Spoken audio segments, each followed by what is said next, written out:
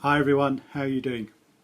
Just over a week ago I bumped into a leader of one of the Chippenham churches. As we've not spoken since before lockdown, we had a good catch up. He mentioned that a neighbour who is not a regular churchgoer, out of the blue, suggested he did church for his road. Then that night he had a dream that was easy for him to remember because it was one word: gazebo. The next morning 2 people separately called him saying they felt they should ring him and offer the use of a gazebo.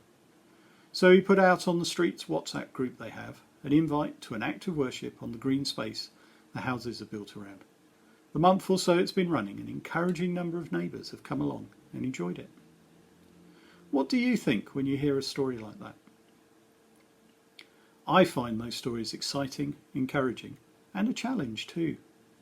Exciting because God is obviously at work, and when I finally grasp that, I feel a lift in my spirit, an excitement growing. What else is he already doing? What else might he do?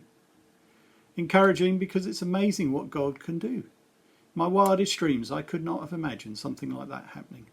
Something equally amazing could be happening on my street. Probably something just as amazing is happening. It's just not so obvious. Challenging because I was excited with getting together with our neighbours several times during lockdown and as it eased. But this is a whole step further. Dare I ask God to move in a similar way?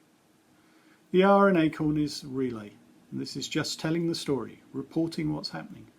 Ring a Christian friend, tell them what's happened, what you feel about it, what your hopes are, and what you feel Jesus might be saying to you. Hopefully they'll be excited and encouraged by hearing about God at work.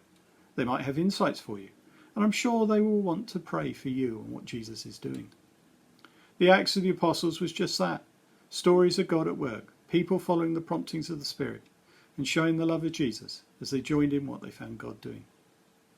Imagine Peter telling the believers about the weird vision he'd had, and then going to this Roman official's Cornelius's house. And even as he was still preaching, the Holy Spirit began to fall on those he was talking to. Or Philip saying an angel appeared to him, and when he went where he was told, he saw a chariot passing by and felt he should run with it. And believe it or not, there was an Ethiopian reading the scriptures, and he was able to explain them to him and then baptize him.